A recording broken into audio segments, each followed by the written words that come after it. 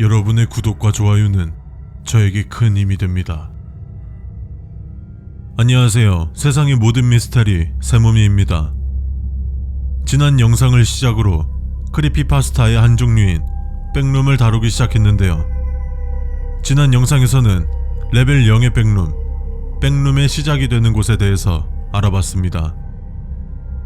아직 영상을 못 보신 분들이라면 오른쪽 상단의 카드를 눌러 먼저 시청하고 보시면 더욱 재미있고 몰입감 있게 보실 수 있을 겁니다. 레벨 0을 탈출하게 되면 레벨 1의 백룸으로 이동하게 되는데요. 오늘은 이 레벨 1의 백룸에 대해서 알아보도록 하겠습니다.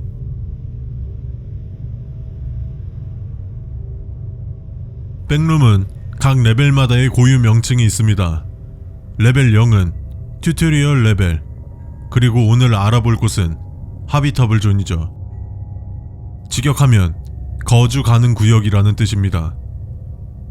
먼저 이곳은 콘크리트로 된 바닥과 벽, 군데군데 튀어나온 철근과 낮게 깔린 자욱한 안개가 특징입니다.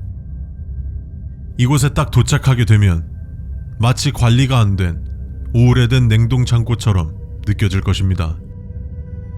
갑자기 낮아지는 온도로 인해 안개는 사진에 보이다시피 바닥에 물이 살짝 고일 정도로 웅덩이를 만듭니다.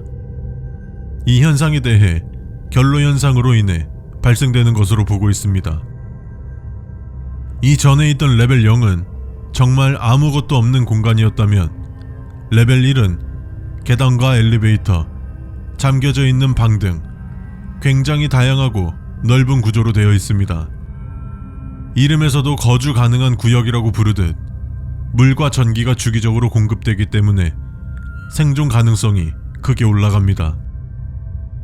인간은 물 없이 버틸 수 있는 기간이 3일밖에 안 되는데 물만 공급된다면 충분히 생존 일수가 대폭 증가하게 되는 거죠. 하지만 물과 전기만으로는 거주구역이라고 칭하기에는 살짝 부족한 감이 있습니다. 그럼 도대체 왜 거주구역이라고 부르는 걸까요? 한 가지 더 특별한 현상이 발생합니다. 바로 보급상자가 무작위 지역에 나타났다가 사라진다는 건데요. 이 보급상자라고 하니까 뭔가 게임같이 느끼시는 분들도 계실 것 같은데 말 그대로 보급품이 들어있는 상자입니다. 이 상자는 음식과 식수, 배터리, 방수가 가능한 천, 무기, 옷, 의료용품과 같은 생존에 필요한 물품부터 자동차 부품, 크레파스, 주사기, 불에 탄 종이, 정체 모를 약물에 취한 생쥐, 신발끈, 얼마 안 되는 동전, 머리카락 등 어디에 사용해야 할지 모르는 난해한 물건들까지 다양하게 들어있습니다. 그리고 벽과 바닥에는 누가 그렸는지, 언제 그렸는지 알 수 없는 정체불명의 그림이 있는데 이 그림들은 모습이 바뀌며 우리가 보지 않을 때나 빛이 비추지 않을 때 사라지는 것으로 알려져 있습니다. 이곳의 조명은 자주 깜빡거리며 고장도 자주 일어난다고 합니다. 조명이 깜빡인다면 긴장을 한 상태로 주위를 잘 살펴야 합니다. 조명이 깜빡이다가 고장이 나버려서 어둠이 찾아온다면 우리가 얻은 보급품들이 갑자기 사라져버릴 수도 있고 백룸 안에 미지의 존재, 엔티티가 나타날 수 있기 때문이죠. 하지만 이곳에서 나타나는 엔티티들은 대개 사람들을 피해 다니기 때문에 위협적이지는 않습니다만 매사에 조심해서 나쁠 건 없죠. 그리고 한 가지 희망적인 사실은 우리가 들고 있는 보급품들은 사라지지 않습니다. 그렇기 때문에 야광 물건이나 후레쉬 같은 물건은 항상 소지하고 있는 게 좋습니다. 왜냐하면 이곳에서 출몰하는 대부분의 엔티티는 빛을 싫어하기 때문이죠. 그리고 이 레벨 1은 허브로 향할 수 있는데요. 이 허브는 가는 방법이 명확히 정해져 있으며 이에 관해서는 다음 영상으로 소개해드리겠습니다. 레벨 1로 들어오는 방법은 레벨 0에서 노클립을 통해 이곳으로 올 수 있지만 이곳은 수많은 입구를 가지고 있습니다.